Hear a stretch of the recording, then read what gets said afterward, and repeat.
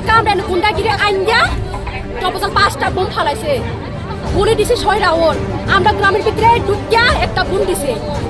এরপরে একজন লোকে মাথা ফাটতে দিয়া গেছে একজনের মোবাইল চুরি করে লয়ে গেছে আর একজনের কান ফাইটা গেছে আমরা এখন কিতা করতাম টপজল এখন আমরা বিচার কইয়া তো জবাব দিও না